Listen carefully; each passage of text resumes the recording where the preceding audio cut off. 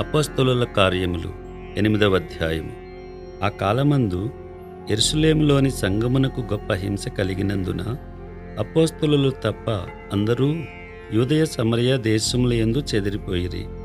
భక్తిగల మనుష్యులు స్తెఫనును సమాధి చేసి అతనిని గూర్చి బహుగా ప్రలాపించిరి.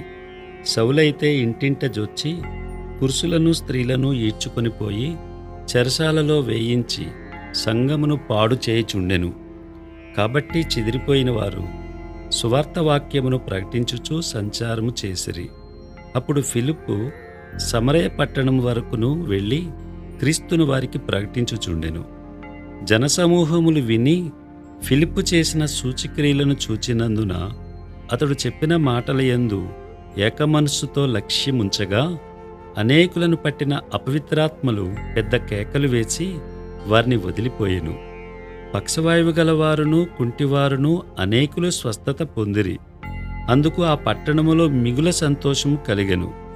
సీమోనను ఒక మనుష్యుడు లోగడ ఆ పట్టణములో గారడీ చేయిచు తానెవడో ఒక గొప్పవాడని చెప్పుకొనుచు సమరయ జనులను విభ్రాంతిపరచుచుండెను. కొద్దివాడు మొదలుకొని గొప్పవాని మట్టుకు అందరూ దేవుని మహాశక్తి అనబడినవాడు ఇతడే అని చెప్పుకొనుచు అతని లక్ష్యపెట్టిరి. అతడు బహుకాలము గారడీలు చేయిచు వారిని విభ్రాంతిపరిచినందున వారతని లక్ష్యపెట్టిరి. అయితే ఫిలిప్పు దేవుని రాజ్యమును గూర్చియు యేసు క్రీస్తు నామమును గూర్చియు సువార్త ప్రకటించుచుండగా వారతని నమ్మి పురుషులను స్త్రీలను బాప్తిస్మము పొందిరి. అప్పుడు సీమోను కూడా నమ్మి బాప్తిస్మము పొంది ఫిలిప్పును ఎడబాయకుండి సూచక క్రియలను గొప్ప అద్భుతములను జరుగుట చూచి విభ్రాంతి నొందెను. సమరయవారు దేవుని వాక్యము అంగీకరించిరని యెరూషలేములోని అపోస్తలులు విని పేతురును యోహానును వారి యొద్దకు పంపిరి. వీరు వచ్చి వారు పరిశుద్ధాత్మను పొందవలనని వారి కొరకు ప్రార్థన చేసిరి. అంతకుముందు వారిలో ఎవని మీదనూ ఆయన దిగి ఉండలేదు. వారు ప్రభువైన యేసునామమున బాప్తిస్మము మాత్రము పొందియుండిరి. అప్పుడు పేతురును యోహానును వారి మీద చేతులుంచగా వారు పరిశుద్ధాత్మను పొందిరి. అపోస్తలులు చేతులుంచుట వలన పరిశుద్ధాత్మ అనుగ్రహింపబడినని సీమోను చూచి వారి ఎదుట ద్రవ్యము పెట్టి నేనెవరి మీద చేతులుంచుదునో వాడు పరిశుద్ధాత్మను పొందునట్లు ఈ అధికారము నాకు ఇయ్యుడని అడిగెను. అందుకు పేతురు, నీవు ద్రవ్యమిచ్చి దేవుని వరము సంపాదించుకుందనని తలంచుకునినందున నీ వెండి నీతో కూడా నశించునుగాక. నీ హృదయము దేవుని ఎదుట సరి అయినది కాదు గనుక ఈ కార్యమందు నీకు పాలు పంపులు లేవు. కాబట్టి ఈ నీ చెడుతనము మానుకొని మారు మనసు నుండి ప్రభువును వేడుకొనుము. ఒకవేళ నీ హృదయాలోచన క్షమింపబడవచ్చును. నీవు ఘోర దుష్టత్వములోను దుర్నీతి బంధకములోను ఉన్నట్టు నాకు కనబడుచున్నదని చెప్పెను. అందుకు సీమోను, మీరు చెప్పిన వాటిలో ఏదియూ నా మీదికి రాకుండా మీరే నా కొరకు ప్రభువును వేడుకొనుడని చెప్పెను. అంతట వారు సాక్ష్యమిచ్చుచు ప్రభు వాక్యము బోధించి యెరూషలేమునకు తిరిగి వెళ్ళుచు సమరయుల అనేక గ్రామములలో సువార్త ప్రకటించుచూ వచ్చిరి. ప్రభువు దూత, నీవు లేచి దక్షిణముగా వెళ్ళి యెరూషలేము నుండి గాజాకు పోవు అరణ్య మార్గమును కలిసి కొమ్మని ఫిలిప్పుతో చెప్పగా అతడు లేచి వెళ్ళెను. అప్పుడు ఐథియోపియుల రాణి అయిన కందాకే క్రింద మంత్రి అయి ఆమె యొక్క ధనాగారం అంతటి మీదనున్న ఐథియోపియుడైన నపుంసకుడు ఆరాధించుటకు యెరూషలేమునకు వచ్చి ఉండెను. అతడు తిరిగి వెళ్ళుచు తన రథము మీద కూర్చుండి ప్రవక్త అయిన యెషయా గ్రంథము చదువుచుండెను. అప్పుడు ఆత్మ ఫిలిప్పుతో, నీవు ఆ రథము దగ్గరకు పోయి దానిని కలుసుకొనుమని చెప్పెను. ఫిలిప్పు దగ్గరకు పరిగెత్తుకుని పోయి అతడు ప్రవక్త అయిన యెషయా గ్రంథము చదువుచుండగా విని, నీవు చదువునది గ్రహించుచున్నావా అని అడుగగా అతడు, ఎవడైనను నాకు త్రోవ చూపకుంటే ఎలాగూ గ్రహింపగలనని చెప్పి రథమెక్కి తనతో కూర్చుండమని ఫిలిప్పును వేడుకొన్ను. అతడు లేఖనమందు చదువుచున్న భాగమేదనగా, ఆయన గొర్రెవలే వదకు తేబడెను, బొచ్చు కత్తిరించువాని ఎదుట గొర్రెపిల్ల ఎలాగూ మౌనముగా ఉండునో అలాగే ఆయన నోరు తెరవకుండెను. ఆయన దీనత్వమును బట్టి ఆయనకు న్యాయ విమర్శ దొరకకపోయెను. ఆయన సంతానమును ఎవరు వివరింతురు? ఆయన జీవము భూమి మీద నుండి తీసివేయబడినది. అప్పుడు నపుంసకుడు, ప్రవక్త ఎవని గూర్చి ఇలాగు చెప్పుచున్నాడు? తన్ను గూర్చియా, వేరొకని గూర్చియా? దయచేసి నాకు తెలుపుమని ఫిలిప్పునడిగెను. అందుకు ఫిలిప్పు నోరు తెరచి ఆ లేఖనమును అనుసరించి అతనికి యేసును గూర్చిన సువార్త ప్రకటించెను. వారు త్రోవలో వెళ్ళుచుండగా నీళ్లున్న ఒక చోటికి వచ్చినప్పుడు నపుంసకుడు, ఇదిగో నీళ్లు, నాకు బాప్తిస్మిచ్చుటకు ఆటంకమేమని అడిగి రథము నిలుపుమని ఆజ్ఞాపించెను. ఫిలిప్పు, నపుంసకుడు ఇద్దరునూ నీళ్లలోనికి దిగిరి. అంతటి ఫిలిప్పు అతనికి బాప్తిస్మమిచ్చెను. వారు నీళ్లలో నుండి వెడిలి వచ్చినప్పుడు ప్రభు ఆత్మ ఫిలిప్పును కొనిపోయెను.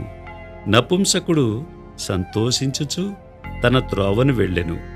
అతడు ఫిలిప్పును మరి ఎన్నడూనూ చూడలేదు.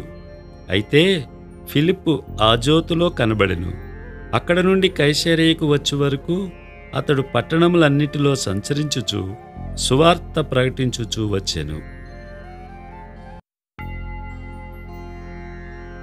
అపోస్తలుల కార్యములు 9వ అధ్యాయము. సౌలు ఇంకను ప్రభువు యొక్క శిష్యులను బెదిరించుటయును హత్య చేయుటయును తనకు ప్రాణాధారమైనట్టు ప్రధాన యాజకుని యొద్దకు వెళ్ళి, ఈ మార్గమందున్న పురుషులనైనను స్త్రీలనైనను కనుగొనిన ఎడల వారిని బంధించి యెరూషలేమునకు తీసుకుని వచ్చుటకు దమస్కులోని సమాజముల వారికి పత్రికలిమ్మని అడిగెను.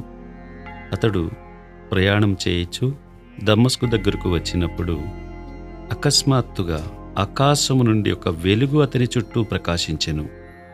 అప్పుడతడు నేల మీద పడి, సౌలా, సౌలా, నీవేళ నన్ను హింసించుచున్నావని తనతో ఒక స్వరము పలుకుట వినెను.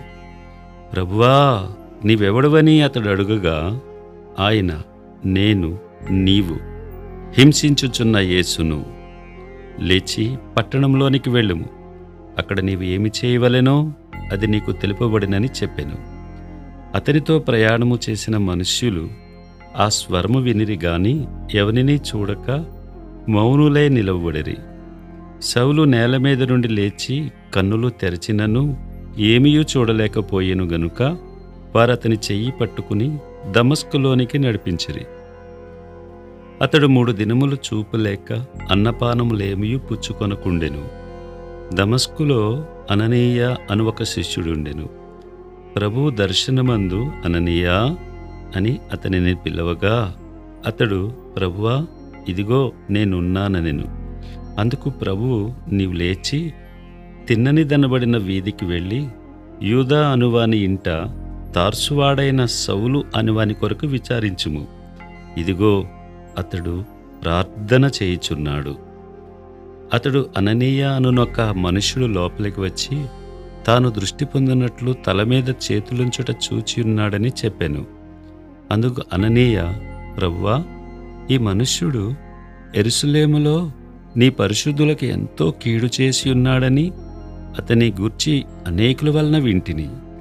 ఇక్కడను నీ నామమును బట్టి ప్రార్థన చేయి వారినందరినీ బంధించుటకు అతడు ప్రధాన యాజకుల వలన అధికారము పొందియున్నాడని ఉత్తరమిచ్చెను.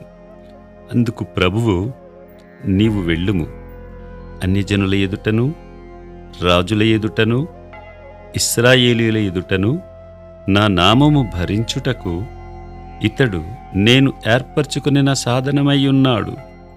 ఇతడు నా నామము కొరకు ఎన్ని శ్రమలను అనుభవింపవలెనో నేను ఇతనికి చూపుదనని అతనితో చెప్పెను. అననీయ వెళ్ళి ఆ ఇంట ప్రవేశించి అతని మీద చేతులుంచి, సౌలా, సహోదరుడా, నీవు వచ్చిన మార్గంలో నీకు కనబడిన ప్రభువైన యేసు నీవు దృష్టి పొంది పరిశుద్ధాత్మతో నింపబడినట్లు నన్ను పంపియున్నాడని చెప్పెను. అప్పుడే అతని కనుల నుండి పొరల వంటివి రాలగా దృష్టి కలిగి లేచి బాప్తిస్మము పొందెను. తరువాత ఆహారము పుచ్చుకొని బలపడెను. పిమ్మట అతడు దమస్కులోనున్న శిష్యులతో కూడా కొన్ని దినములుండెను. వెంటనే సమాజ మందిరములలో యేసే దేవుని కుమారుడని ఆయనను గూర్చి ప్రకటించుచూ వచ్చెను. వినిన వారందరూ విభ్రాంతి నొంది, యెరూషలేములో ఈ నామమును బట్టి ప్రార్థన చేయువారిని నాశనము చేసిన వాడితడే కాడా? వారిని బంధించి ప్రధాన యాజకుల యొద్దకు కొనిపోవుటకు ఇక్కడికి కూడా వచ్చియున్నాడని చెప్పుకొనిరి. అయితే సౌలు మరి ఎక్కువగా బలపడి ఈయనే క్రీస్తు అని రుజువుపరచుచు దమస్కులో కాపురమున్న యూదులను కలవరపరిచెను. అనేక దినములు గతించిన పిమ్మట యూదులు అతనిని చంపనాలోచింపగా వారి ఆలోచన సౌలునకు తెలియవచ్చెను. వారు అతని చంపవలెనని రాత్రింబగళ్ళు ద్వారముల యొద్ద కాచుకొనుచుండిరి. గనుక అతని శిష్యులు రాత్రివేళ అతనిని తీసుకుని పోయి గంపలో ఉంచి గోడగుండా అతనిని క్రిందకి దింపిరి. అతడు యెరూషలేములోనికి వచ్చి శిష్యులతో కలుసుకొనుటకు యత్నం చేసెను గాని అతడు శిష్యుడని నమ్మక అందరూ అతనికి భయపడిరి.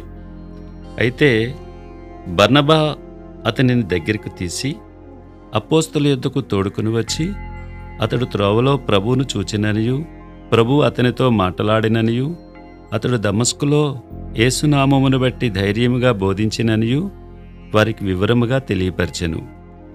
అతడు యెరూషలేములో వారితో కూడా వచ్చుచు పోవచ్చు ప్రభువు నామమును బట్టి ధైర్యముగా బోధించుచు గ్రీకు భాషను మాట్లాడు యూదులతో మాట్లాడుచు తర్కించుచుండెను. వారు అతనిని చంప ప్రయత్నం చేసిరి గాని సహోదరులు దీనిని తెలుసుకుని అతనిని కైసరయ్యకు తోడుకుని వచ్చి తార్సునకు పంపిరి.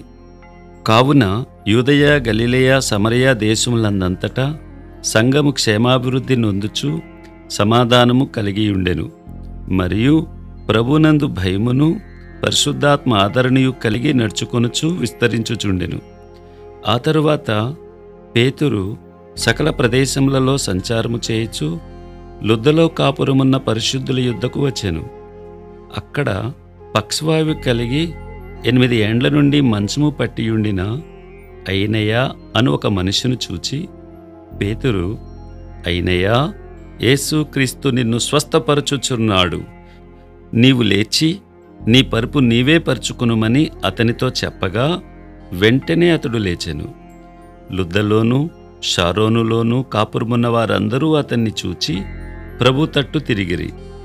మరియు యొప్పేలో తబితా అను ఒక శిష్యురాలు ఉండెను. ఆమెకు భాషాంతరమున దొర్కా అని పేరు. ఆమె సత్క్రియలను ధర్మకార్యములను బహుగా చేసియుండెను. ఆ దినములయందామె కాయిలాపడి చనిపోగా వారు శవమును కడిగి మేడగదిలో పరుండబెట్టిరి. లుద్ద యొప్పేకు దగ్గరగా ఉండుట చేత పేతురు అక్కడ ఉన్నాడని శిష్యులు విని అతడు తడవు చేయక తమ యొద్దకు రావాలనని వేడుకొనుటకు 2 మనుషులను అతని యొద్దకు పంపిరి. పేతురు లేచి వారితో కూడా వెళ్ళి అక్కడ చేరినప్పుడు వారు మేడగదిలోనికి అతనిని తీసుకుని వచ్చిరి. విధవరాండ్రందరూ వచ్చి ఏడ్చుచు దొర్కా తమతో కూడా ఉన్నప్పుడు కుట్టిన అంగీలును వస్త్రములను చూపుచూ అతని ఎదుట నిలిచిరి. పేతురు అందరినీ వెలుపలకు పంపి మోకాళ్ళూని ప్రార్థన చేసి శవము వైపు తిరిగి తబితా లెమ్మనగా ఆమె కన్నులు తెరచి పేతురును చూచి లేచి కూర్చుండెను. అతడామెకు చెయ్యి ఇచ్చి లేవనెత్తి పరిశుద్ధులను విధవరాండ్రను పిలిచి ఆమెను సజీవురాలునుగా వారికి అప్పగించెను. ఇది యొప్పేయందంతటా తెలిసినప్పుడు అనేకులు ప్రభునందు విశ్వాసం ఉంచిరి. పేతురు యొప్పేలో సీమోనను ఒక చర్మకారుని యొద్ద బహుదినములు నివసించెను.